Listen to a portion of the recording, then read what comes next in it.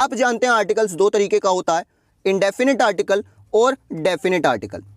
Indefinite article के अंदर आ जाएगा आपका आर्टिकल ए एन, और डेफिनेट आर्टिकल क्या होता है आपका द।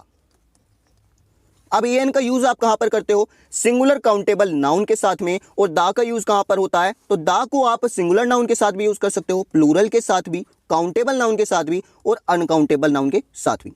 दोनों के बीच में डिफरेंस क्या है, तो अगर मैं आपसे बोल रहा हूं अ बॉय, अगर मैं आपसे बोल रहा हूं अ बॉय, मैंने क्या किया, इंडेफिनिट आर्टिकल ए का यूज किया, तो इसका मतलब क्या निकलेगा, इसका मतलब निकलेगा एनी बॉय, यानी ये जो लड़का है, ये जो बॉय है, मैं इसको नहीं जानता ये कौन है, ये कोई भी हो सकता है, एनी बॉय, कोई भी लड़का हो सकता है। मैं किसी पर्टिकुलरली एक बंदे की बात नहीं कर रहा, मैंने सिर्फ कहा एक लड़का। अब कौन से लड़के की बात कर रहा हूं मैं, तो ये कोई भी हो सकता है। लेकिन अगर मैं इसी को बोलता दा बॉय, अगर मैं इसी को बोलता दा बॉय, तो यहां पर इसका मतलब क्या है, ये जो लड़का है, अब ये मैं किसी डेफिनेट एक लड़के की बात कर रहा हूं, मैं किसी पर्टिकुलर लड़के की बात कर रहा हूं, मैं किसी डेफिनेट लड़के की बात कर रहा हूं।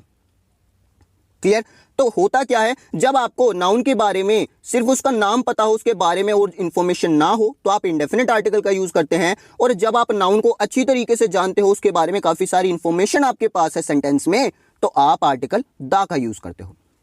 क्लियर, एक पॉइंट क्लियर हुआ। अब दूसरा क्वेश्चन ये अराइज होता है कि इंडेफिनिट आर्टिकल ये तो समझ आ गया, सिंगुलर काउंटेबल नाउन के साथ यूज होगा, लेकिन कहां पर ए का यूज होगा, कहां पर एन का यूज होगा, ये कैसे पता चलेगा, तो बहुत ही सिंपल है, बहुत ही सिंपल है।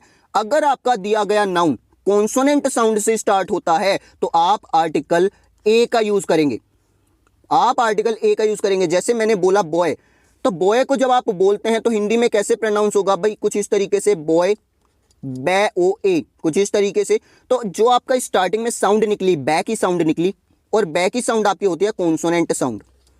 तो जब कॉन्सोनेंट साउंड निकलेगी तो आप आर्टिकल ए का यूज करेंगे, और अगर आपकी वोवल साउंड निकलेगी तो आप आर्टिकल एन का यूज करेंगे। जैसे अगर मैं आपसे बोलता हूं एनिमल, अगर मैं आपसे बोल रहा हूं एनिमल, तो जब आप इसको प्रोनाउंस करेंगे, इसको बोलेंगे, तो कैसी साउंड निकलेगी, ए की निकलेगी, एनिमल। तो ए की साउंड निकली, सबसे पहली साउंड ए की, तो आप यहां पर देखेंगे ये वोवल साउंड है, तो आप इसके साथ एन का यूज करेंगे।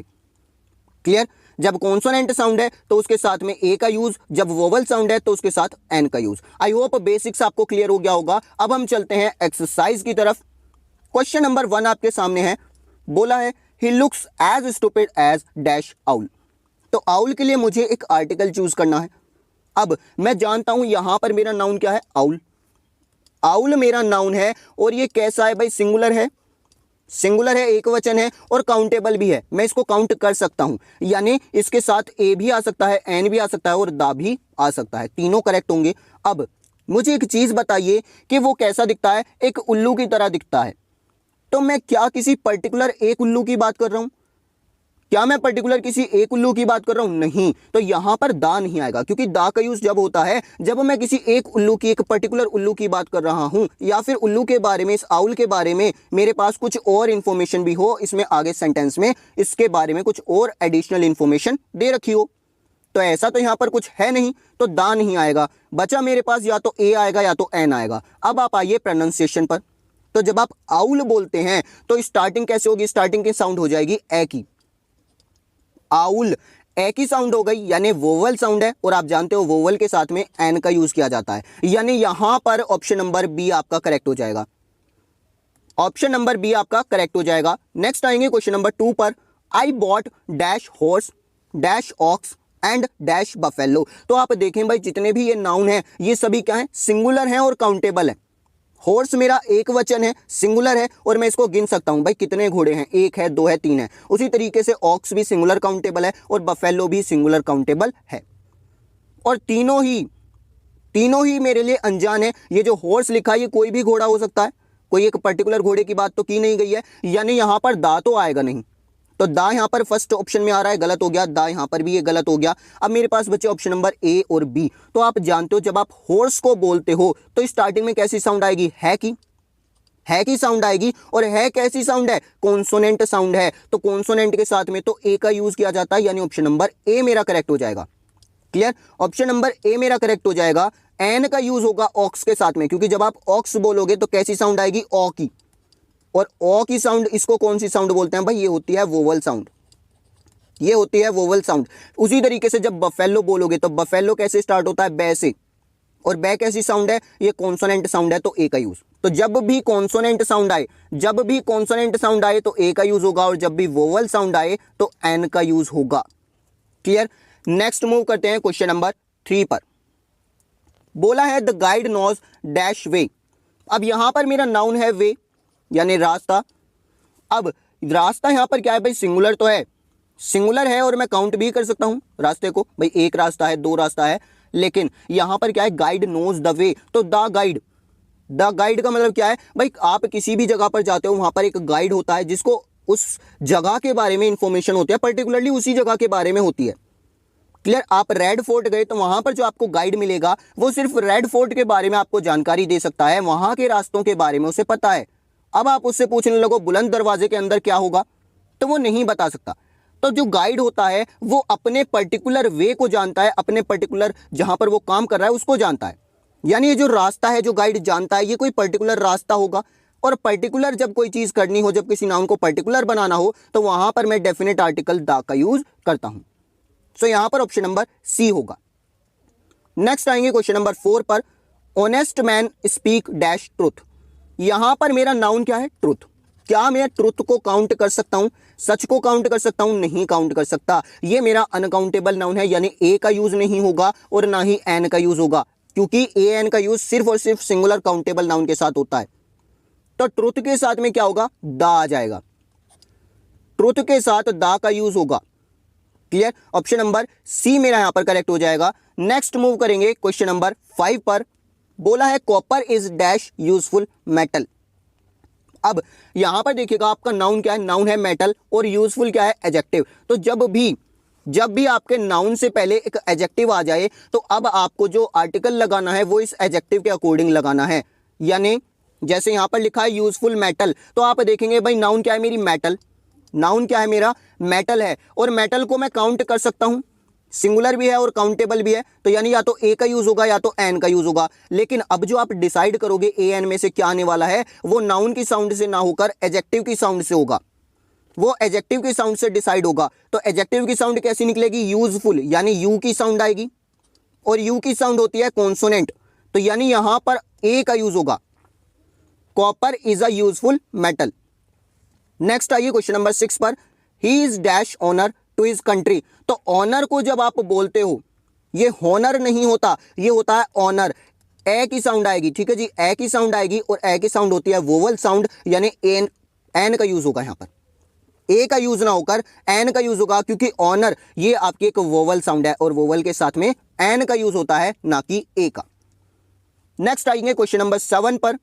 बोला है the children found dash egg in the nest. यहां पर एग मेरी नाउन है, इसके लिए आर्टिकल चाहिए। अब एग आप देख रहे हो सिंगुलर है, एक वचन है, और काउंटेबल भी है, मैं इसको काउंट कर सकता हूं, गिन सकता हूं।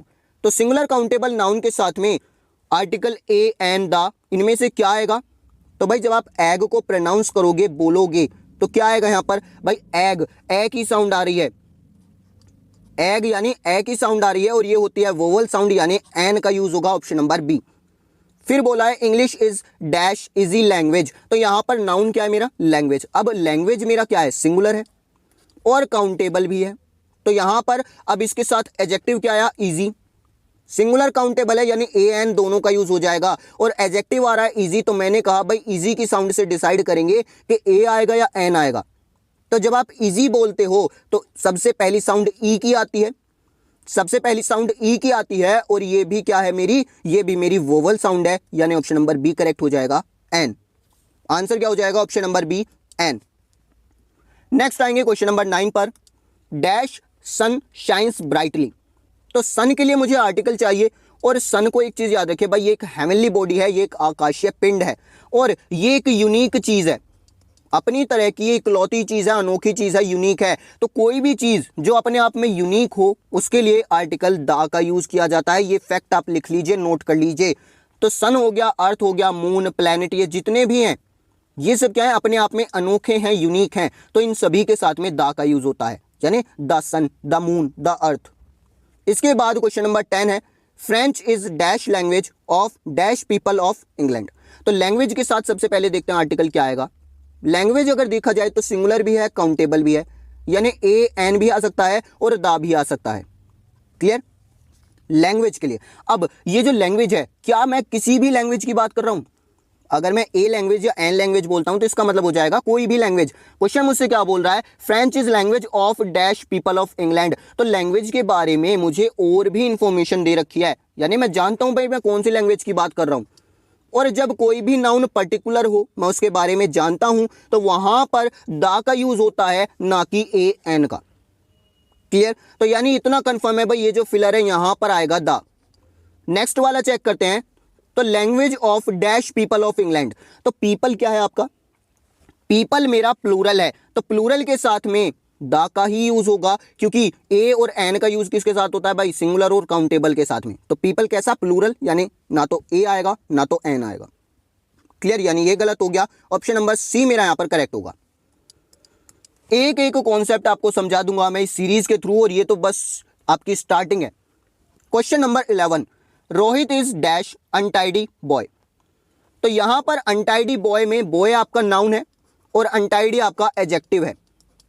मैंने कहा नाउन को देखिए, ये नाउन मेरा बॉय है, सिंगुलर भी है और काउंटेबल भी है, लेकिन जो साउंड होगी वो किसके अकॉर्डिंग आएगी? एडजेक्टिव के अकॉर्डिंग। तो एडजेक्टिव जो है वो है अनटाइडी। जब मैं अनटाइडी को बोलता हूं तो स्टार्टिंग में कैसी आपकी साउंड आएगी? ए की। अनटाइडी, ए की साउंड आई, ये आपकी एक वोवल साउंड होती है, यानी यहां पर हो जाएगा आपका एन, ऑप्शन नंबर बी। नेक्स्ट आइए, I have come without dash umbrella. यहां पर नाउन है मेरा अम्ब्रेला, तो अम्ब्रेला को जब आप बोलेंगे हिंदी में तो कैसे स्टार्ट होगा भाई? अम्ब्रेला, ए की साउंड आ रही है सबसे पहले, अम्ब्रेला, ए की साउंड, यानी फिर से वोवल साउंड, फिर से एन आ जाएगा। क्लियर?